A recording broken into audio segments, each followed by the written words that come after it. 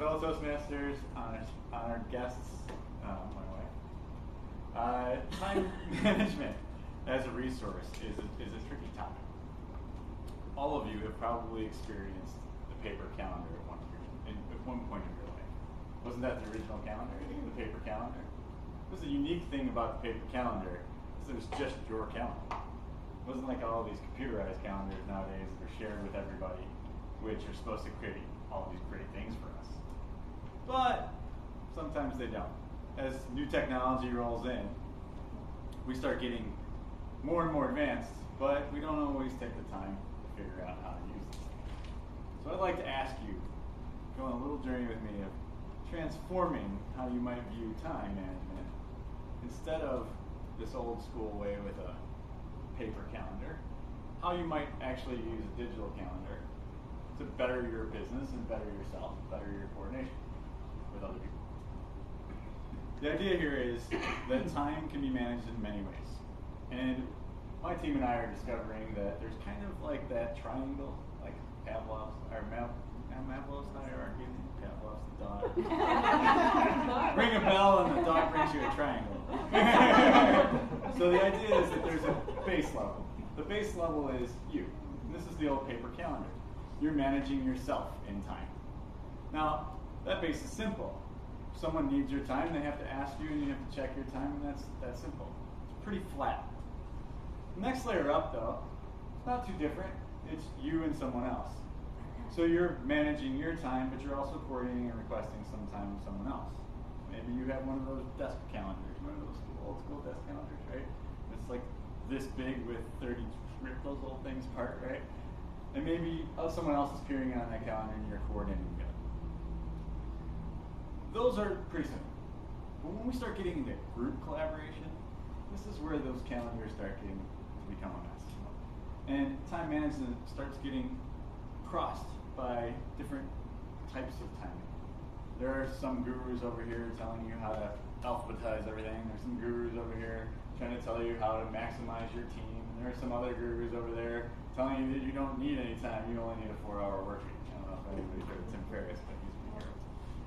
4 hours a week for the rest of my life, I can do that. Now, the idea is that these group calendars get more complicated. And this is where we need to start switching our idea of how calendars and time works. So the group calendars, that next level up, can actually be split in half. One is really easy.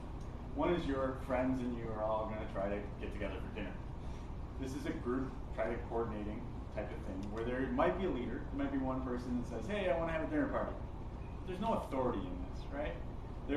Everybody's got equal weight in this group. Those are fairly simple in the sense that all of us have some answer to this question, can we meet? The difficult part becomes when we want to figure out what time we're going to meet, right? All of us want to meet on a Friday, but 3 people can only meet on Thursday, 2 people can only meet on Tuesday, 1 person can only meet in July, and at the end of the day, you don't know what time it is. So there's been tools that have been made to solve these problems. Doodle is one of them.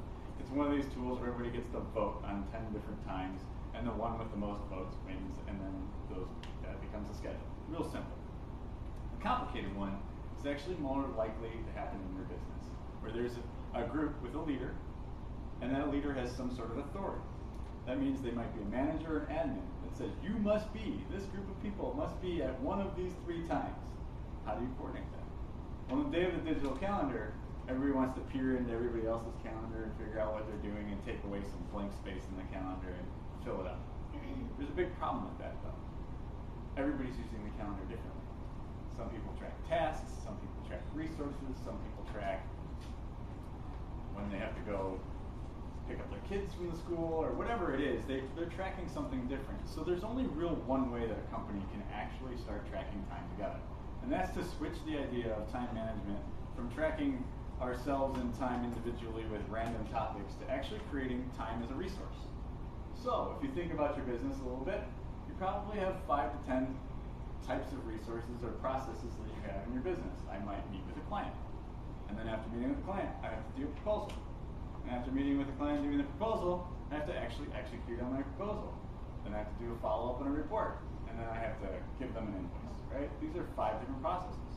One of our recommendations in our company is to actually create 5 resource calendars. And these calendars have a superior value at the very top of the triangle because they actually represent how much time we're spending on each process and how often we're doing that process. So from a business management position, I can actually look at this past calendar and see what types of resources, my time and my team's time, are being consumed by what type of process. So I can see how many new leads I had in a week. I can see how many proposals I completed. And I can also see the duration of each one of those things. This switches the way that we need to use our calendar a little bit, because now we're looking at it as, I'm going to be doing this, you're going to be doing this, you're going to be doing this, and together I can find the blank space in between, because I'm not tracking minutia in the calendar. I'm actually tracking the bigger blocks of time.